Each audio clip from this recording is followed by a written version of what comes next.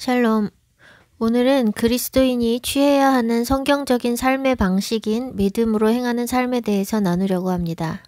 한국에는 유난히 교육열이 강해서 믿는 사람이나 믿지 않는 사람이나 할 것 없이 형편이 되는 한도 내에서는 많은 재정과 시간을 다 교육에 들이는 경향이 있습니다. 성공하기 위해서이고 그 성공의 기준이나 환경도 다 세상에 속해 있습니다. 교회 내부에서도 목회자의 성공은 세상과 똑같이 큰 교회, 큰 사역으로 판가름되고 성공하기 위해서는 목회자도 스펙이 좋아야 합니다. 그러니 논문 표절에서 학위 따는 목회자들도 있는 것입니다. 오늘날 스펙은 지식과 실력을 갖추기 위한 것이라기보다는 보여주기 위한 목적으로 만들어내는 경우가 허다합니다. 이미 전공을 살려 현장에서 일하거나 가르치고 있는 사람들이 더 공부를 해서 석사를 하고 박사를 할 때 지식을 더 얻기 위해서가 아니라 더 좋은 스펙을 만들어 더 비싼 인력, 더 그럴듯한 인재로 보이기 위해서 자신이 졸업한 대학교보다 훨씬 좋은 대학원에 진학하는 경우들을 보게 됩니다. 돈으로 스펙을 사는 것입니다. 세상은 스펙이 좋은 사람들을 원하는데 세상과 달라야 할 교회도 세상과 똑같은 것을 요구하고 있습니다. 목회를 하고 설교를 하는 것, 하나님의 일을 하는 것에 스펙이 중요하게 여겨진다면 오늘날 교회는 말씀 위에 서 있는 것이 아니라 세상적인 세계관 위에 서 있는 것입니다. 성경은 하나님 나라와 세상 나라의 원칙이 다르다는 것을 가르치는데 오늘날 교회는 세상과 다른 것이 없고 오히려 세상 중의 세상과 같습니다. 하나님 나라가 세상 나라와 똑같은 방식으로 움직인다면 하나님과 사단이 다른 게 무엇일까요? 세상과 똑같이 많이 배우고 스펙 갖춘 사람들을 중용하신다면 하나님이 세상의 왕과 다른 게 무엇이겠습니까? 하나님의 관점과 너무 다른 관점을 가지고 있는 기독교인들의 삶으로 인해 하나님의 이름이 거룩히 여김을 받지 못하는 것이 참 안타깝습니다. 제가 오늘 나누려는 이야기는 새로운 것이 아닙니다. 저는 오늘 모르는 사람이 없을 만큼 아주 기본적이고 쉬운 이야기를 할 것입니다. 진리는 너무 쉽고 간단한 것인데 사람들이 놓치고 있기 때문입니다. 오늘날 기독교인들의 가장 큰 문제는 알고 있다는 것을 믿음으로 착각하는 것입니다. 교회는 성경을 가르치고 전하지만 아이러니하게도 가르치고 전하는 것은 뇌에 저장되는 지식일 뿐 삶과는 무관합니다. 성경을 문자로만 대하고 우리 삶과 무관하게 여기는 경향이 강합니다. 그것이 헬라적인 사고방식입니다. 영과 육을 분리하고 성과 속을 분리하고 종교는 종교고 삶은 삶이고 헌금은 헌금이고 재테크는 재테크고 신앙은 신앙이고 직업은 직업이고 이렇게 이원론적으로 사고하기 때문에 교회에서는 거룩한 척을 하면서 세상에서는 타락한 본성과 본색을 그대로 드러내며 살 수 있는 것이고 교회를 수십 년 다녀도 불신자들과 구별되는 것이 전혀 없는 것입니다. 성경을 읽고 배워야 하는 이유는 성경 지식을 쌓는 목적이 아닙니다. 그런데 기독교인들이 성경을 여기서도 배우고 저기서도 배우며 지식으로서 배우려고만 하고 있습니다. 마치 성경을 배워서 잘 이해하면 구원을 받는 것처럼 계속 배우기만 합니다. 가르치는 사람은 늘 가르치고 배우는 사람은 늘 배우기만 합니다. 배우는 사람은 유치원 때부터 권사 장로가 되기까지 계속 사람으로부터 배우고 가르치는 사람은 20살 신학생 때부터 가르치는 것. 이제 막 신학교에 입학한 사람은 성경을 가르칠 자격이 주어지고 신학을 하지 않은 사람은 평생 듣기만 해야 하는 오늘날 교회의 시스템은 결코 성경적이지 않습니다.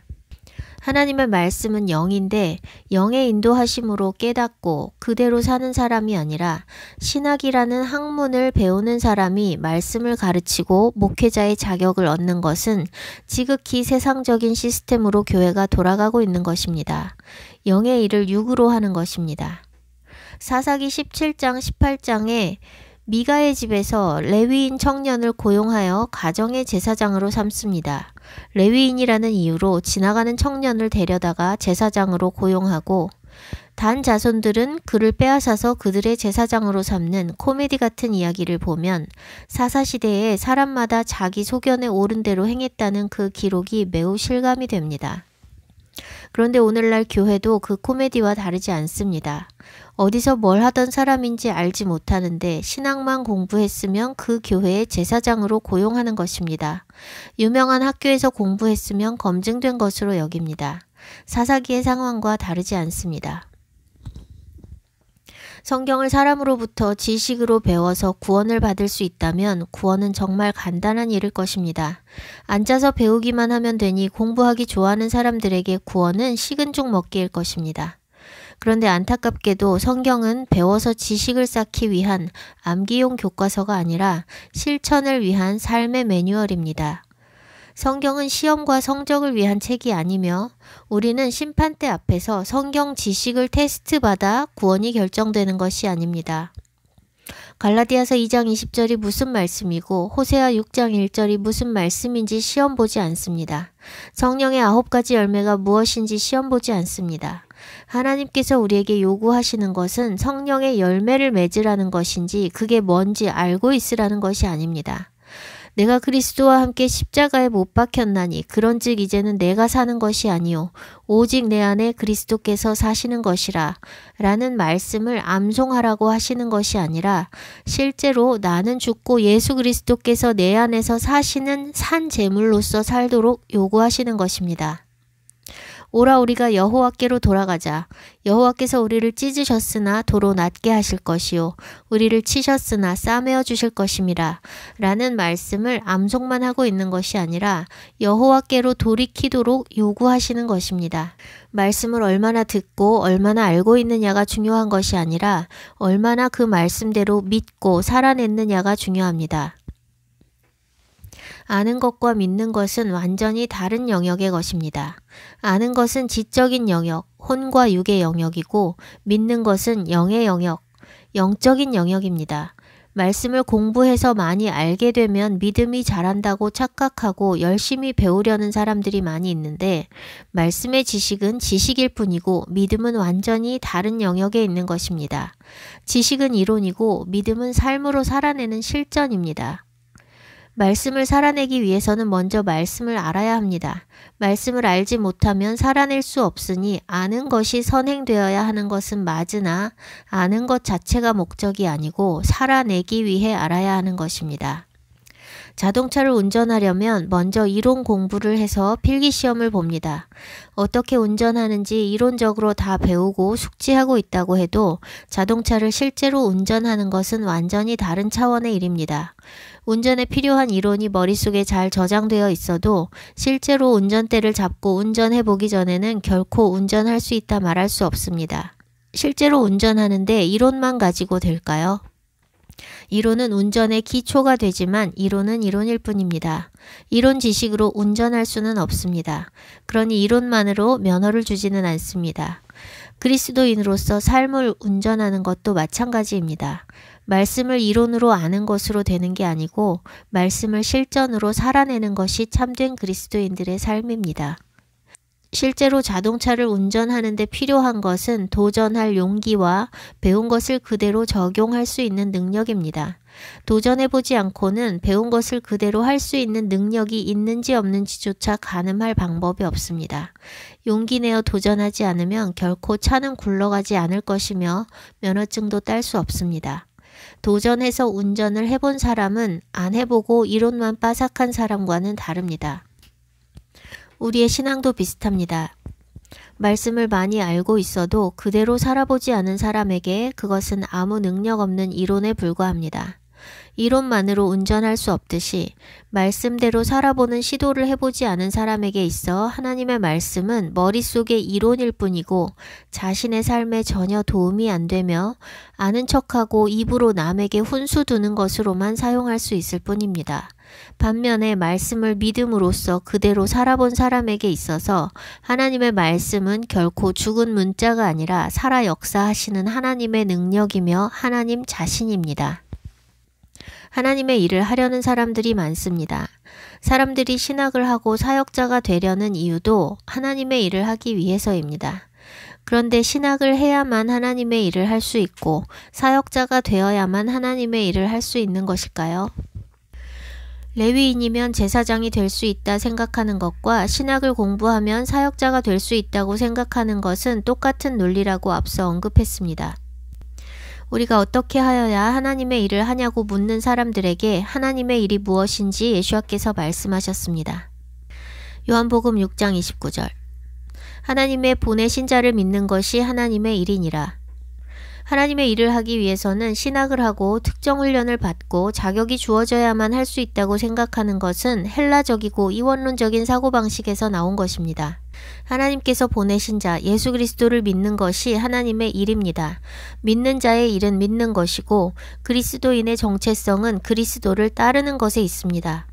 믿는 것이 하나님의 일이라면 예수 그리스도를 믿는 사람이 믿음으로 하는 모든 일은 다 하나님의 일입니다. 그런데 그 믿는 것은 오늘날 기독교인들이 생각하는 믿음과는 다른 것입니다. 입으로만 믿는다 하고 삶은 전혀 달라지지 않는 것, 즉 성과 속이 분리되고 신앙과 삶이 분리된 것은 성경적인 믿음이 아닙니다. 성도들 앞에서 교회에서는 거룩한 척, 경건한 척을 하는데 가정과 학교와 직장에서는 걸러지지 않은 죄성 그대로 사는 것은 믿음이 아닙니다. 하나님 말씀에 생각을 거치지 않고 거의 반사적으로 아멘으로 반응하는 사람들이 많은데 정말 믿거나 믿음으로 반응하고자 할 때만 아멘해야 합니다. 습관적인 아멘은 주문과 다를 바 없습니다. 종교적인 말과 행동에 익숙해진 사람들은 거의 생각을 하지 않고 몸에 밴 대로 행동하며 그것이 믿음이라고 착각합니다. 말씀을 들을 때 깊이 생각하고 묵상하거나 검증하려는 노력이 성도들 안에 없고 설교를 듣는 것도 하나의 종교 행위일 뿐이고 기도도 예배도 말씀을 읽는 것도 종교 행위일 뿐인 경우가 허다합니다. 말씀을 읽고 기도하고 예배하는 그 모든 행위가 하나님을 만나고 하나님을 알아가고 하나님을 높이는 목적이 아니라 그저 습관적으로 하는 행위라면 그런 행위들은 아무리 해도 하나님과 연결되지 않으며 받으실 만한 예배가 되지 않습니다. 말씀 읽고 기도하고 예배하는 것은 지성소에 들어가 하나님을 만나는 시간입니다. 그런데 하나님과는 전혀 상관없이 몸에 밴 대로 행하는 종교적인 행위로는 하나님을 만날 수가 없습니다. 하나님은 살아계시고 말씀하시는 하나님이신데 의도적인 것은 아니지만 하나님을 소경이나 귀머거리인 것처럼 취급합니다. 하나님과의 관계가 실제적이지 않기 때문입니다. 눈과 귀를 만드신 하나님께서 다 보고 듣고 계시는데 그분이 현재 듣고 계시다는 생각을 하면서 실제로 그분과 소통하는 것이 아니라 형식적인 기도의 용어들, 미사 여구들을 사용해서 기도문을 읽듯이 자기 할 말만 하고 자리를 떠나갑니다. 말씀을 읽을 때 그 말씀의 주체이신 하나님께서 친히 가르치시고 깨닫게 하실 것을 기대하며 하나님의 음성을 들으려 하지 않고 하나님을 벙어리 취급하며 그저 종교의 행위로서 말씀을 읽는 행위만 할 뿐입니다. 자신이 하나님이라고 상상해 보십시오.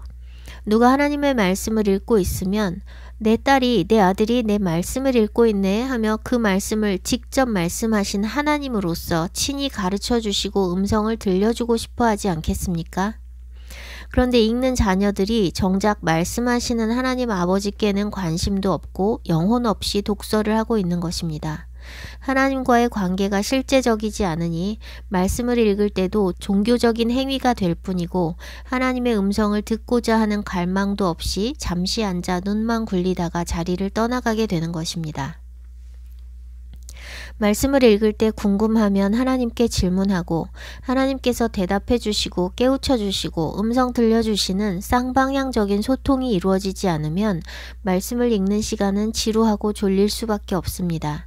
무협지나 로맨스 소설을 읽거나 게임을 하거나 영화를 볼 때는 밥도 안 먹고 종일 빠져 있는 사람들이 많지만 말씀을 읽느라 밥 먹는 것을 잊었다는 사람을 보기는 어렵습니다. 그런데 말씀을 읽을 때 하나님과 실시간 소통이 있으면 말씀 앞에 앉아 있는 시간은 지루한 시간이 아니라 기다려지는 시간이 됩니다. 또한 말씀을 읽는 시간 외에도 수시로 하나님과 대화하게 됩니다. 경배와 찬양을 드릴 때도 마찬가지입니다. 하나님을 초청하고 영과 진리로 예배하면 하나님께서 임하시고 예배 가운데 자유와 기쁨과 평강과 회복이 있는데, 영과 진리로 예배하는 것이 아니라 정해진 순서에 따라 종교의식을 행하는 것은 하나님을 살아계신 신으로 대하는 것이 아니라 나무와 돌로 깎아 만든 우상으로 취급하는 것과 같습니다. 역시 의도한 것이 아니라 하나님과의 관계가 실제적이지 않고 너무 막연하기 때문입니다. 실존하시고 실제 우리 삶에 개입하시고 함께 하시는 분을 아버지라 부르는 사람들이 아버지를 너무 막연하게 생각한다는 것은 정말 안타까운 일입니다. 성경에 기록된 하나님, 우리가 지식으로 알고 있는 하나님은 우리의 기도를 들으시고 응답하시는 하나님인데, 개개인의 실제 삶을 들여다보면 하나님을 너무 멀리 계시고 내 기도 따위에는 관심도 없는 하나님으로 여기는 모습입니다. 하나님과 소통이 안 되는 것은 하나님께서 소통하지 않는 분이라서가 아니라 우리가 하나님을 전심으로 찾지 않거나 하나님을 너무 막연하게 생각하기 때문입니다. 하나님 앞에 앉아있을 때뿐만 아니라 생활하는 순간순간에 하나님께서 보시고 들으시고 말씀하시는 하나님이라는 것을 믿어야 합니다. 그래야 하나님 앞에서 혼자 떠들고 떠나가는 지루한 종교 행위를 멈추고 하나님과의 실제적인 관계로 들어갈 수 있습니다. 믿음이라는 것은 결코 추상적인 것이 아니라 굉장히 실제적이고 구체적이고 현실적인 것입니다. 히브리서 11장 1절, 믿음은 바라는 것들의 실상이요 보지 못하는 것들의 증거니. 바라는 것, 보지 못하는 것들은 다 눈에 보이지 않는 것, 만질 수 없는 것들입니다. 그런데 눈에 보이지 않는 그것들을 확실하게 보여주는 것이 바로 믿음이라는 것입니다. 매우 이해하기 쉽게 번역한 영어 버전을 다시 한국어로 번역하면 이렇습니다. 믿음은 우리가 바라는 것을 현실로 만드는 것입니다. 그것은 우리가 볼 수 없는 것에 대한 증거입니다. 눈에 보이지 않는 것을 눈에 보이는 것으로 바꿔주는 것이 믿음입니다. 눈에 보이지 않는 하나님 말씀, 즉 아직 성취되지 않은 하나님의 말씀을 성취되게 하는 것이 바로 믿음이라는 것입니다. 하나님 나라가 이 땅에서 이루어지고 하나님의 뜻이 이 땅에서 성취되는 통로가 나의 믿음이라는 것은 얼마나 흥분되고 영광스러운 일입니까? 천지가 없어지기 전에는 하나님의 말씀이 1.1획도 없어지지 않고 다 이루리라는 말씀을 믿으십니까? 아니면 이런 말씀이 있다는 사실을 알고만 계십니까? 믿는 것과 아는 것은 완전히 다른 것입니다. 하나님의 말씀이 1.1획도 없어지지 않고 다 성취된다는 것을 믿는다는 것은 말씀 하나하나를 다 믿는 것이며, 말씀 하나하나 다 믿는다는 것은 그대로 살아내는 것을 의미합니다. 믿음은 반드시 행위가 따르기 때문입니다. 사람들은 아는 대로 살지 않고 믿는 대로 삽니다. 사람은 종교의 유무에 관계없이 어느 사회에서나 가정과 학교에서 도덕적 윤리적인 교육을 많이 받으며 성장합니다. 무엇이 옳고 그른지, 무엇이 선하고 악한지 다 배워서 알고 있지만 오늘날 땅에 범죄와 불법이 난무하는 것은 아는 대로 살아가지 않고 양심을 버리고 불법을 행하며 자기 이익만 추구하기 때문입니다. 겉으로는 법을 지키는 척하지만 뒤로는 불법과 편법을 행하는 사람들이 많은 것입니다. 아는 대로 살아간다면 법과 규범이 있는 사회 속에서 범죄가 일어날 일이 없겠지만, 다 배워서 알고 있고 법에 따라 심판이 이루어짐에도 불구하고 뒤에서 계속 범죄한다는 것은 안 들키고 몰래 하면 아무 문제 없다는 생각과 더불어 하나님께서 모든 것을 보시고 각 사람의 행위대로 심판하신다는 것을 믿지 않기 때문입니다. 범죄하고 자기 이익 챙기는 사람들이 버젓이 존재하고 오히려 그런 사람들이 부를 잘 축적하고 세력을 얻는 것을 보면 믿음이나 양심이 약한 사람들은 믿음과 양심을 저버리게 됩니다. 그게 이 마지막 때 일어나는 일입니다. 마태복음 24장 12절, 불법이 성함으로 많은 사람의 사랑이 식어지리라. 하나님께서 살아계심을 믿고 하나님께서 각 사람의 행위대로 심판하실 것을 믿지 않는다면 악한 사람이 잘 되고 선한 사람이 잘 안 되는 불의한 세상 속에서 자신 역시도 불의를 선택하게 됩니다. 악이 악인 줄 알아도 그렇게 사는 것입니다. 오직 하나님께서 살아계시고 각 사람의 행위대로 심판하시는 것을 확실하게 믿거나 하나님께서 주신 양심에 충실한 사람만 불법이 성행해도 의를 행할 수 있습니다. 기독교인들이 믿는다고 생각하는 것의 대부분은 믿고 있는 것이 아니라 그런 정보를 들어서 지식으로 알고 있는 것입니다. 사람들이 실제로 무엇을 믿느냐는 그의 행동을 보면 알 수 있습니다. 마태복음 7장 13절에서 14절. 좁은 문으로 들어가라. 멸망으로 인도하는 문은 크고 그 길이 넓어 그리로 들어가는 자가 많고 생명으로 인도하는 문은 좁고 길이 협착하여 찾는 이가 적음이라. 이 말씀을 믿는지 물어보면 대부분의 기독교인들이 아멘이라고 대답할 것이지만 실제로 그렇게 믿는 사람은 극소수입니다. 생명으로 인도하는 문과 길이 좁다는 것을 믿는다면 넓은 길, 많은 사람들이 몰리는 길을 피해야 마땅한데 대부분의 기독교인들은 세상 사람들과 똑같이 많은 사람들이 가는 길을 가고 수많은 사람들이 생각하고 말하고 행동하는 방식을 따라가고 있습니다. 많은 사람들이 있는 넓은 길을 가고 있다면 넓은 길은 멸망의 길이라는 말씀이 있다는 정보만 알고 있을 뿐 실제로 그 말씀을 믿지는 않는 것입니다. 자기가 서 있는 길이 멸망으로 가는 길이라는 것을 믿으면서도 그 길을 계속 갈 사람은 없습니다. 그 말씀이 진리라고 믿지 않기 때문에 가던 넓은 길 계속 가는 것입니다. 수많은 사람들이 다 가고 있는데 설마 이 길이 멸망의 길이겠어? 하는 마음이 사람들 안에 있습니다.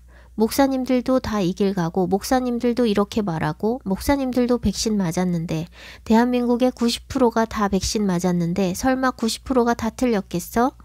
90%가 아니라 99.9999%가 다 같은 길을 가고 있어도 아닌 것은 아닌 것입니다. 노아의 때에도 수십억 인구가 살았을 거라고 하는데 지구상의 수십억 인구 중에 8명만 구원을 받았고 모두 물속에 가라앉았습니다. 많은 사람이 몰려있으면 안전하다고 착각하기 쉬우나 그건 착각일 뿐입니다. 노아 때 홍수 심판, 롯의 때 소돔 심판, 이스라엘의 광야 여정 이야기가 공통적으로 많은 사람들이 가는 넓은 길은 멸망이고 극소수가 걷는 좁은 길이 생명의 길임을 증거하고 있는데 성경에 기록된 명백한 증거들을 보면서도 오늘날 기독교인들은 아무런 주저함 없이 넓은 길을 가고 있습니다. 안 믿기 때문입니다. 진리는 그것을 따르는 사람의 수에 관계없이 진리입니다. 성경은 진리를 따르는 사람들, 생명으로 가는 사람들이 매우 적다고 증거하고 있습니다. 그럼에도 불구하고 사람들이 많은 길에서 안정감을 느끼고 비주류의 길이 아니라 주류의 길을 선호합니다. 믿지 않기 때문입니다. 그러나 성경의 진리를 외면하면 그 대가는 반드시 지불하게 됩니다. 또한 수많은 기독교인들이 천국과 지옥이 있다고 믿는다고 말하지만 실제로 대부분의 사람들은 그것을 믿는 것이 아니라 천국과 지옥이 있다더라 하는 정보를 알고 있는 것입니다. 믿는다면 지옥 가지 않기 위한 삶, 천국 가기 위한 삶을 살아야 마땅한데 천국과 지옥이 없다고 믿는 사람들과 똑같은 삶을 살고 있다는 것은 믿는 것이 아니라 그저 정보를 들었을 뿐이라는 증거입니다. 실제로 믿는다면 그렇게 멸망하는 짐승처럼 살 수 없습니다. 사람은 누구나 죽으며 자신의 삶이 영원할 수 없다는 것을 모든 사람들이 알고는 있지만 아무도 하나님께서 오늘 밤에 자신을 데려가실 수 있다는 것을 생각하지 않으며 마치 자신은 죽지 않고 영원히 살 것으로 믿는 것 같습니다. 사람들은 들어보지 못한 새로운 깨달음을 원하며 지식을 추구합니다. 이미 알고 있는 것은 믿는다고 착각하고 시큰둥하게 반응하고 신선한 느낌을 주는 새로운 것만 찾아 헤맵니다. 그런데 사실 우리에게 정말 필요한 것은 들어보지 못한 새로운 지식이 아니라 오히려 알고 있는 진리를 믿음으로 취하는 것입니다. 알고 있는 것에 대해서는 신선함을 느끼지 못하고 So what? 그래서 어쩌라고? 라는 시큰둥한 반응을 하는데 말씀에 대한 감동이 있고 없고는 그 말씀을 믿음으로 취하는 것에 달려 있습니다. 기록된 말씀을 믿음으로 취하는 순간 그 말씀은 더 이상 일반적인 문장이 아니라 내 삶을 바꾸는 살아있는 말씀이 됩니다. 죽은 자가 살아나고 낙심하고 있는 자가 소망을 얻게 되고 병든 자가 치유되는 능력이 바로 말씀 안에 있는데, 그런 놀라운 일들이 우리 삶에 일어나지 않는 이유는 그 말씀들을 믿음으로 취하지 않고 정보로 알고만 있기 때문입니다. 믿음은 추상적인 개념이 아니라 매우 구체적인 증거이고 실전입니다. 눈에 보이지 않는 것을 보이게 바꾸는 것이 믿음이라 했습니다. 성취되어 나타난 모든 결과물은 믿음의 열매인 것입니다. 하나님께서 지으신 세상이 말씀으로 지어졌습니다. 눈에 보이지 않는 것들이 말씀에 의해 눈에 보이는 실체로 나타났습니다. 아직 성취되지 않은 말씀은 하늘에서는 이미 이루어졌지만 땅에 아직 나타나기 전인 것일 뿐입니다. 예수님께서는 낫게 해주시길 구한 두 소경에게 말씀하십니다. 마태복음 9장 29절. 이에 예수께서 저희 눈을 만지시며 가라사대 너희 믿음대로 되라. 믿음대로 된다는 것은 엄청나고 놀라운 축복이며 약속입니다. 믿음대로 되라고 하시는데 믿음이 없어 기적을 보지 못한다면 얼마나 큰 손해입니까? 사람들은 원하는 것을 돈 주고 사기 위해서 기를 쓰고 돈을 버는데 소경이 눈을 뜨는 것은 돈으로 가능한 일이 아닙니다. 또한 귀신 들린 딸을 구해주시길 구하는 여인에게 예수님께서 자녀의 떡을 취해 개들에게 던짐이 마땅하지 않다고 말씀하셨을 때 여인은 개들도 주인의 상에서 떨어지는 부스러기를 먹는다고 고백합니다. 예수님께서 말씀하십니다. 여자야 내 믿음이 크도다. 내 소원대로 되리라 하시니 그 시로부터 그의 딸이 나으니라. 내 소원대로 되리라고 말씀하십니다. 믿음의 능력입니다. 믿음은 안 보이는 것을 보이게 할 뿐 아니라 불가능한 것을 가능하게 하는 능력이 있습니다. 이 여인과 소경들은 특별한 약속의 말씀을 받아서 믿은 것이 아니고 예수와께서 메시아이심을 믿었고 그분께 치유의 능력이 있음을 믿었기 때문에 그들이 믿은 대로 되는 축복을 받은 것입니다. 하나님께서 친히 하신 말씀, 성경에 기록된 모든 말씀들을 내게 주신 말씀으로 믿고 취할 때 그 말씀의 능력이 내 삶에 역사한다는 것은 너무나도 분명한 사실입니다. 믿음은 일하는 것, 행하는 것, 역사하는 것입니다. 데살로니가전서 1장 3절. 너희의 믿음의 역사와 사랑의 수고와 우리 주 예수 그리스도에 대한 소망의 인내를 우리 하나님 아버지 앞에서 쉬지 않고 기억함이니.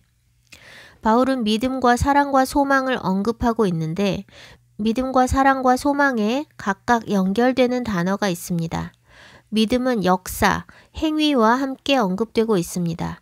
믿음은 결코 관념적이거나 정적인 것이 아니라 행하고 일하는 동적인 것입니다. 믿음이 있다면 행함으로 나타나는 것이고 역사하는 힘이 나타나고 기적이 나타나고 열매가 나타나는 것입니다. 하나님을 믿는 믿음은 결코 머리에만 있거나 입에만 있을 수 없습니다. 믿는다면 그 신앙이 삶의 모든 영역에 다 녹아들어서 삶의 행위로 나타나게 됩니다. 입을 열어 예수님을 믿는다 말하지 않아도 그 삶으로서 명백하게 증명이 되는 것이 믿음입니다. 내 삶이 기록된 하나님의 말씀 위에 서 있는지 교회의 인본적인 가르침 위에 서 있는지 돌아봐야 합니다.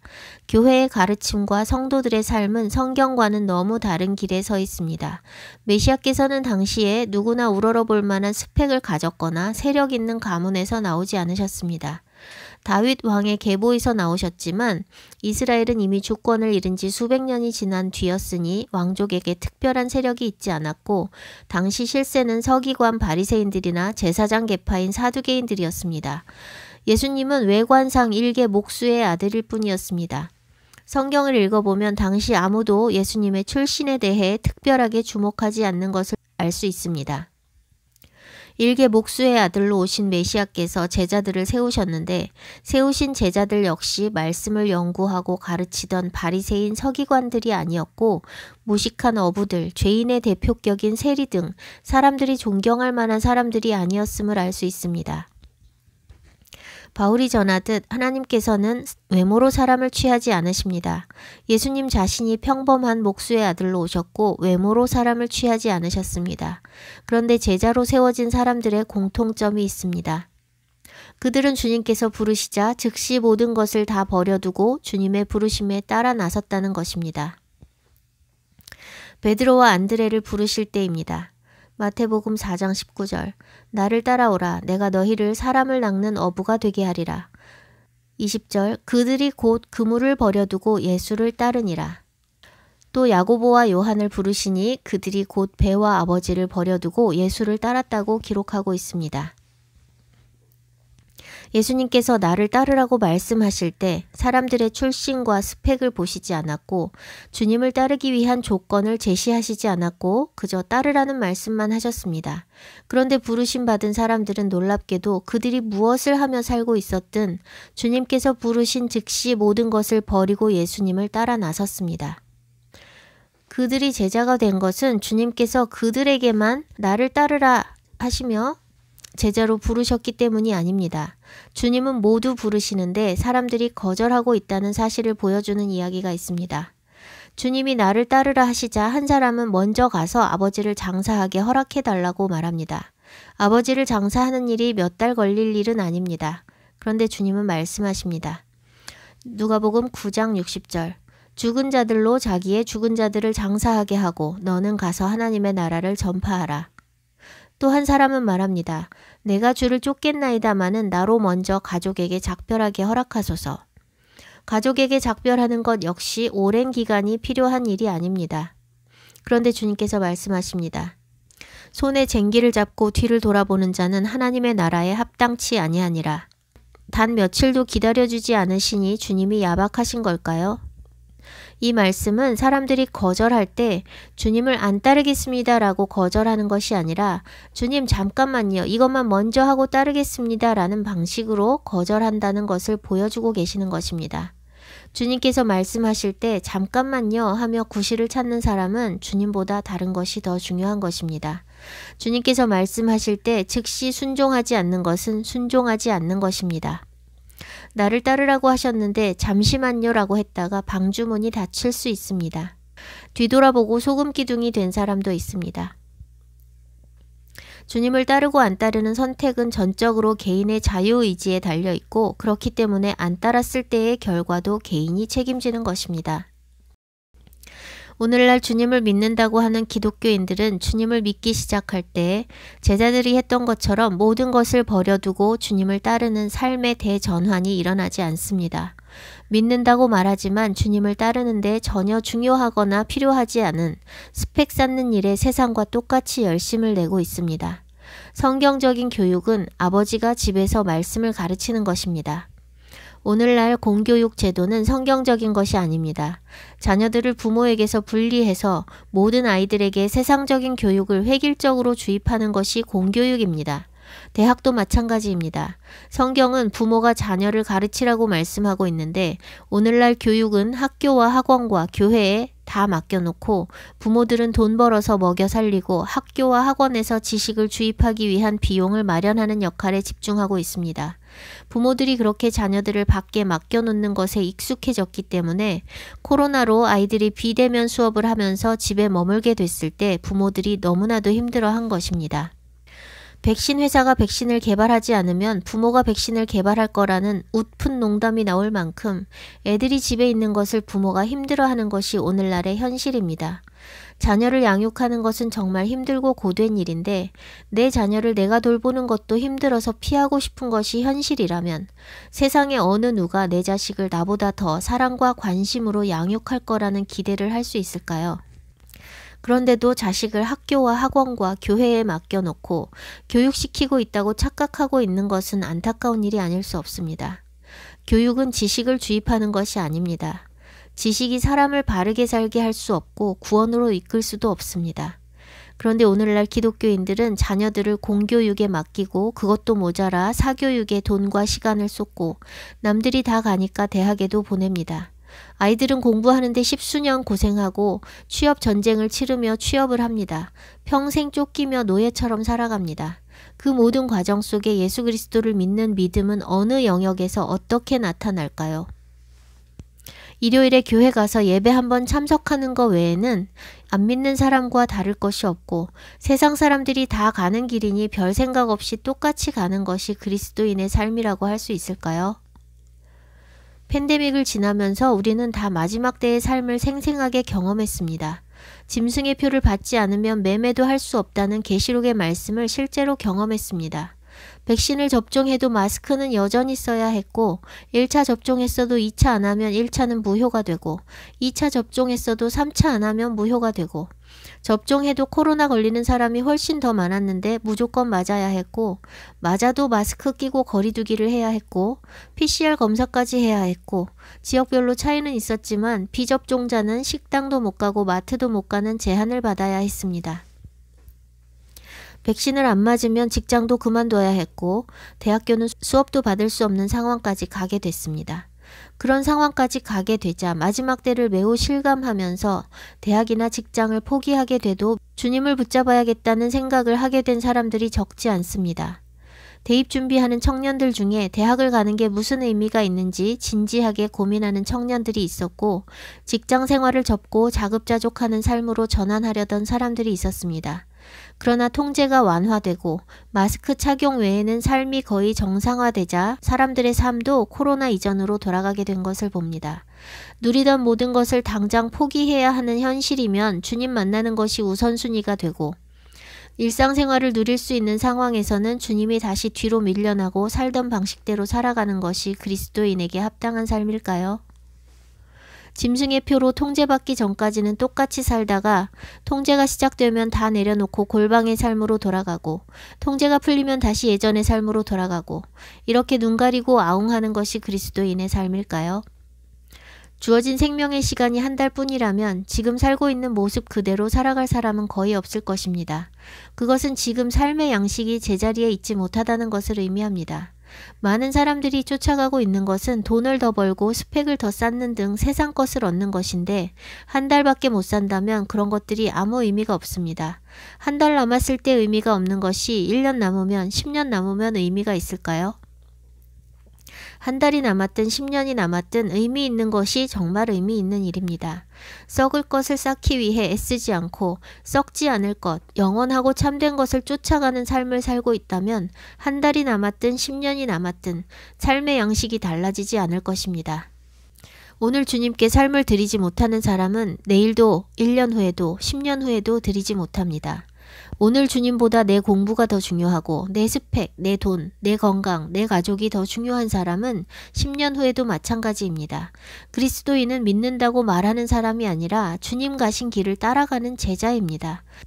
주님의 제자는 주님께서 부르실 때 잠깐만요, 이거 먼저 하고요 하고 미루는 사람이 아니라 즉시 모든 것을 버려두고 주님을 따르는 사람입니다. 그리스도인은 다 제자가 되어야 합니다. 제자 레벨이 따로 있고 그보다 좀 덜 헌신되어도 되는 레벨의 그리스도인이 따로 있는 것이 아닙니다. 누가복음 14장 26절에서 27절 무릇 내게 오는 자가 자기 부모와 처자와 형제와 자매와 및 자기 목숨까지 미워하지 아니하면 능히 나의 제자가 되지 못하고 누구든지 자기 십자가를 지고 나를 쫓지 않는 자도 능히 나의 제자가 되지 못하리라. 마태복음 10장 37절에서 38절 아비나 어미를 나보다 더 사랑하는 자는 내게 합당치 아니하고 아들이나 딸을 나보다 더 사랑하는 자도 내게 합당치 아니하고 또 자기 십자가를 지고 나를 쫓지 않는 자도 내게 합당치 아니하니라. 자기 십자가를 지고 주님을 따르지 않는 사람은 제자가 될 수 없다고 하셨고 예수님보다 자기 부모와 처자와 형제와 자매와 자기 자신을 더 사랑하면 합당하지 않다고 하셨습니다. 모든 것을 내려놓고 십자가 지고 주님을 따라야 합니다. 내 아들, 딸, 부모, 형제, 자기 자신보다 주님을 더 사랑해야 합니다. 세상 사람들이 가는 길을 가면서 교회 다니고 성경 좀 읽고 헌금 좀 드리는 것이 그리스도인이 아닙니다. 우리의 삶이 하나님의 말씀에 맞춰 재정렬되지 않는다면 교회를 아무리 오래 다닌다 해도 구원은 없고 성경을 아무리 많이 읽는다 해도 구원이 없기는 마찬가지입니다. 성경은 교양서적으로 읽으라고 우리에게 주신 것이 아니라 성경에 기록된 대로 살라고 주신 것입니다. 야고보는 경고합니다. 너희는 말씀을 행하는 자가 되고 듣기만 하여 자신을 속이는 자가 되지 말라. 말씀을 듣기만 하는 것은 오히려 더 위험한 상황에 처하게 합니다. 야고보가 경고한 것과 같이 듣기만 하면 자신을 속이는 결과가 되기 때문입니다.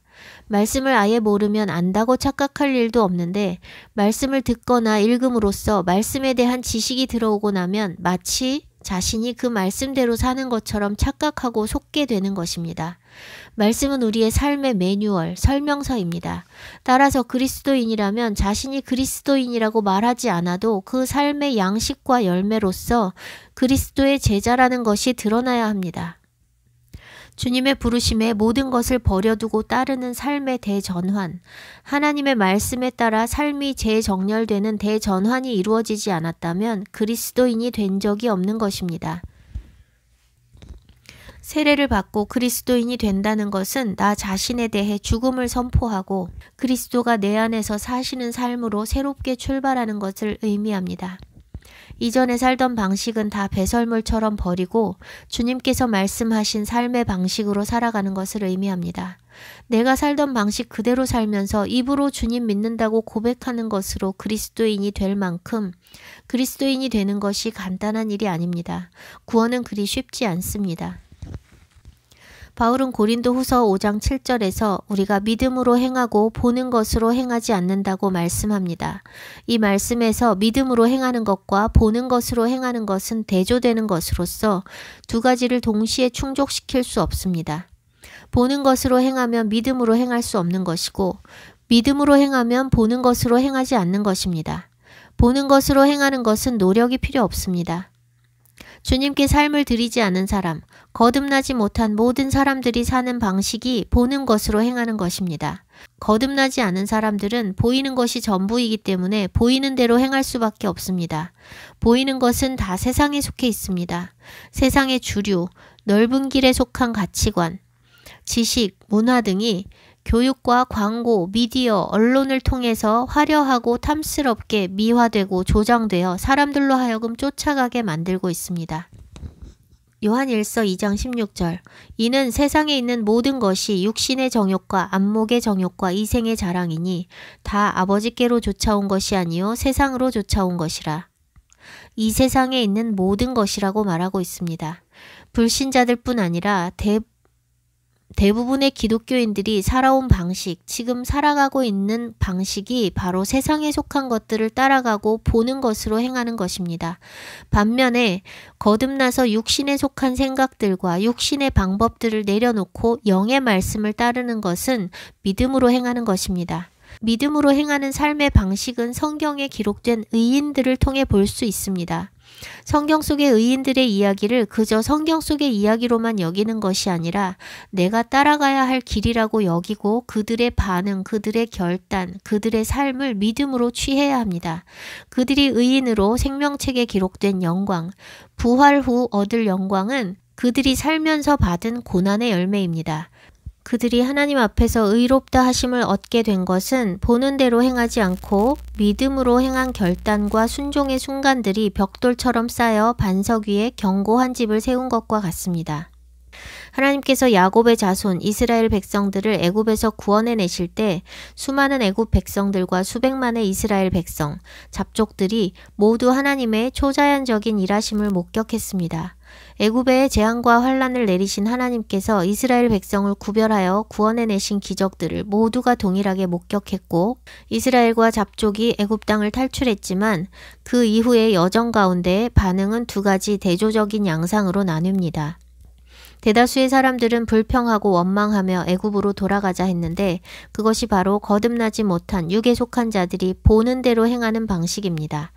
그들은 먹을 것이 없는 땅을 보았고 마실 물이 없는 땅을 보았고 고기도 없고 부추와 마늘이 없는 땅을 보았습니다.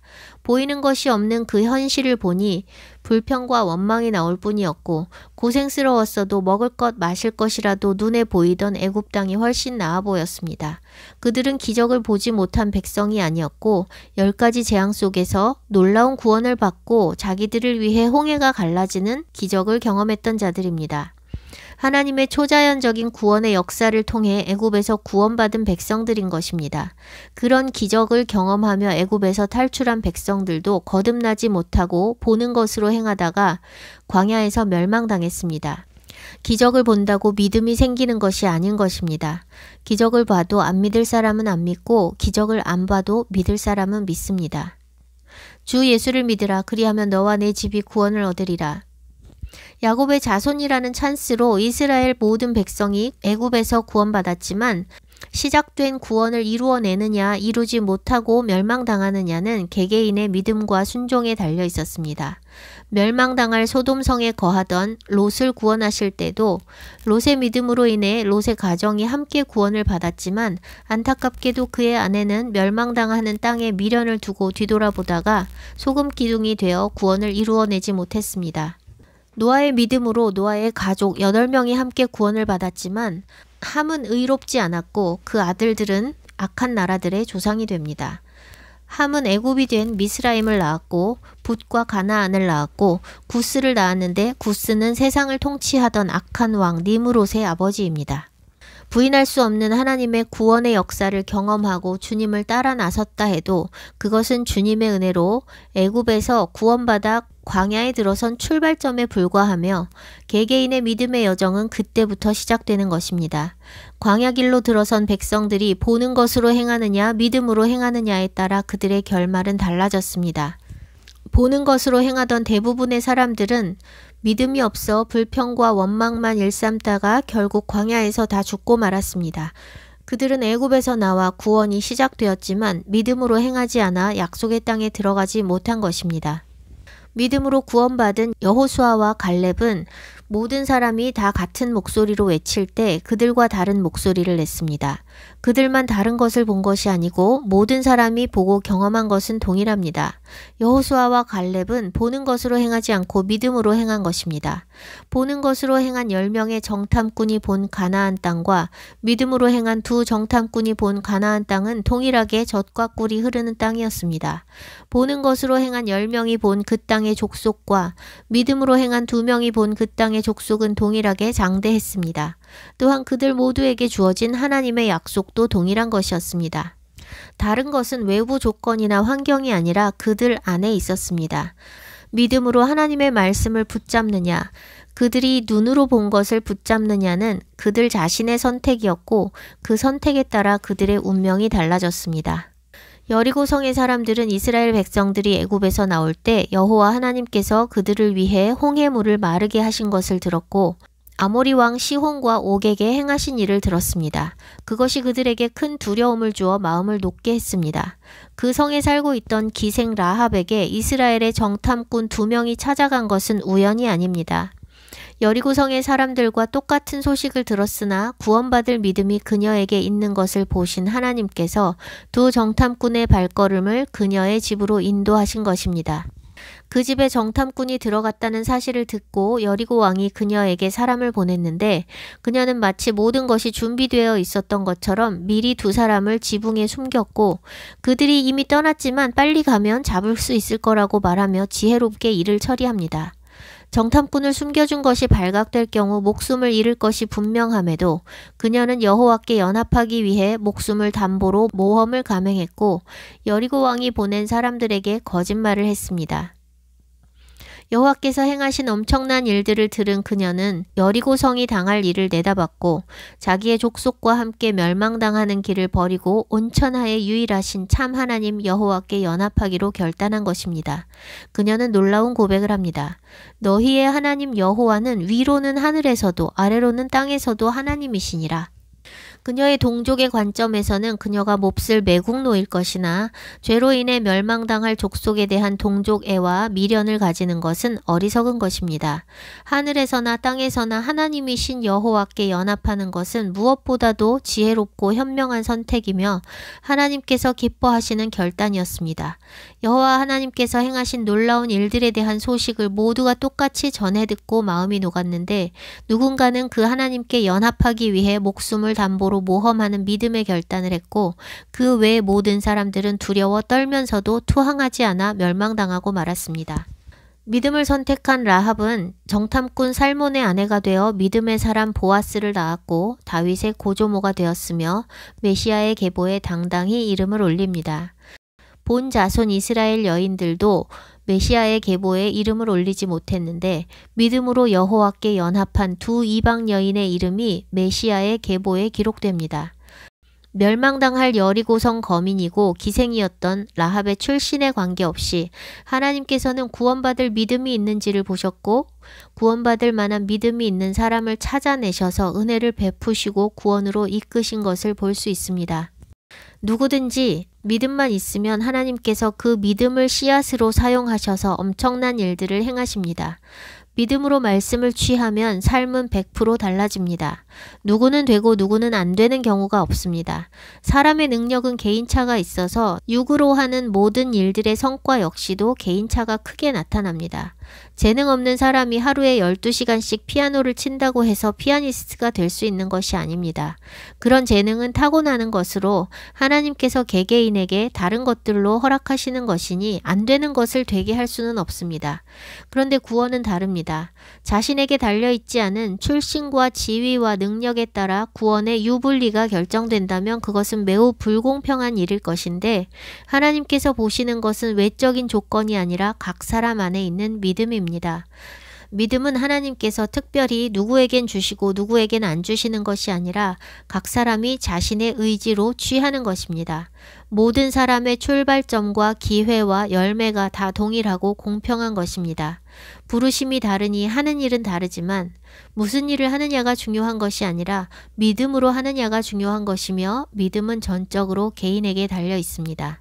믿음으로 행하는 사람에게는 하나님의 은혜가 분명히 더 부어지지만 그것은 그가 믿음으로 행하기 때문이지 하나님께서 주권적으로 선택하시고 특별한 은혜를 부어주셔서가 아닙니다. 믿음으로 취하는 자에겐 기적이 계속 따르고 은혜가 계속 따릅니다. 믿음은 욕심을 내는 만큼 커지고 도약하고 돌파가 일어납니다. 믿음에는 대가지불이 반드시 따릅니다. 보는 것으로 행하는 육적인 삶은 가장 안전하게 보이는 길을 선택하고 혹 그것이 안 될 경우 플랜 B, 플랜 C까지 생각해 놓기도 하니 대가지불이 필요하지 않습니다. 돌다리도 두드려 봐야 하고 안전해 보이지 않으면 안 가는 것이 세상적인 삶, 육적인 삶입니다. 그러나 믿음으로 행하는 삶은 결코 안전해 보이는 것과는 거리가 먼 오히려 매우 위험해 보이고 무모해 보이는 삶입니다. 사람들로부터 눈총과 비난을 받게 됩니다. 가장 가까운 사람, 가족들과 가까운 지인들로부터 이해받고 싶은 것이 사람의 마음이지만 안타깝게도 믿음의 결단을 할 때 가장 방해가 되고 마음을 어렵게 하는 사람들이 가족이고 가까운 지인들입니다. 관계에 문제가 생기는 것을 감수하면서까지 하나님께서 이끄시는 믿음의 여정을 선택하느냐 안 하느냐는 하나님을 더 사랑하느냐 자신을 더 사랑하느냐에 달려 있습니다. 주님을 따라 나서는 것도 좋지만 관계를 힘들게 하지 않고 주변 사람들의 이해와 축복을 받고 싶다고 주님 따르기를 미루는 것은 타협입니다. 언제든 그 모든 것들보다 주님이 더 중요하고 주님을 더 사랑해서 대가지불을 하게 되기 전에는 그리스도인, 주님의 제자라 할 수 없으며 지금 할 수 없다면 내일도 1년 후에도 10년 후에도 할 수 없습니다. 대가지불 없이 수월하게 주님을 따라 나설 수 있는 때는 영원히 오지 않습니다. 대가지불은 믿음으로 영적인 삶을 살기 위해 반드시 필요한 것이며 이 세상에 속한 사람들이 살아가는 방식은 영을 거스르는 방식이기 때문에 내가 영으로 살기 위해서는 세상 사람들의 방식을 거스르는 것이 당연한 것입니다. 결단하기 전에는 결단할 수 없는 수많은 이유들이 존재하지만 그 무엇보다도 주님을 사랑하고 주님을 우선순위에 두겠다는 마음의 결단이 서면 그것을 방해하던 수많은 이유들은 아무것도 아닌 것이 됩니다. 사람들이 뭐라 하든 그것이 나에게 큰 영향을 미치지도 않고 앞이 보이지 않아 안전해 보이지 않는 삶에 대한 두려움도 이겨낼 힘이 생깁니다. 믿음의 결단을 하고 발걸음을 내딛는 순간부터 하나님께서 전적으로 책임지시는 것을 수도 없이 경험하게 되고 하나님께서 든든한 백이 되어주시는 그런 경험들이 쌓여 배짱이 두둑해집니다. 믿음의 결단과 순종은 하나님의 초자연적인 일하심과 감당할 수 없는 은혜가 내 삶에 임하게 하는 출발이 됩니다. 하나님께서 아무리 놀라운 일을 행하시고자 준비하셨어도 믿음 없는 사람을 통해서는 아무 일도 하실 수 없습니다. 예수와께서도 믿지 않는 사람들 앞에서는 기적을 행하실 수 없었습니다. 하나님께서 일하시게 하는 것이 우리의 믿음입니다. 기도가 하나님을 일하시게 한다고 생각하지만 믿음의 기도가 일하시게 하는 것이지 믿음 없이 하는 기도는 아무 능력이 없습니다. 누가복음 17장 6절 너희에게 겨자씨 한 알만한 믿음이 있었다면 이 뽕나무더러 뿌리가 뽑혀 바다에 심기우라 하였을 것이요 그것이 너희에게 순종하였으리라. 마가복음 11장 24절 그러므로 내가 너희에게 말하노니 무엇이든지 기도하고 구하는 것은 받은 줄로 믿으라. 그리하면 너희에게 그대로 되리라. 야고보서 1장 6절에서 7절 오직 믿음으로 구하고 조금도 의심하지 말라. 의심하는 자는 마치 바람에 밀려 요동하는 바다 물결 같으니 이런 사람은 무엇이든지 주께 얻기를 생각하지 말라. 믿음의 기도, 믿음의 선포가 하나님을 일하시게 하고 기적을 일으키는 것입니다. 눈으로 보기에 안전한 길을 선택하며 보는 것으로 행하는 삶은 시간이 아무리 흘러도 영적으로 자랄 수 없고 구원에 이를 수 없습니다. 그것은 시간의 문제가 아니라 길이 다른 것이고 차원이 다른 것이기 때문입니다. 육으로 영의 일을 이룰 수 없습니다. 구원은 육신으로 노력해서 이룰 수 있는 것이 아니고 영의 인도하심을 따를 때 이룰 수 있는 것입니다. 성경에 기록된 말씀 하나하나를 믿음으로 취할 때 하나님의 일이 시작됩니다. 말씀을 들어서 아는 것에서 그치지 않고 믿음으로 취하여 믿음으로 행하는 삶이 되시기를 축복합니다.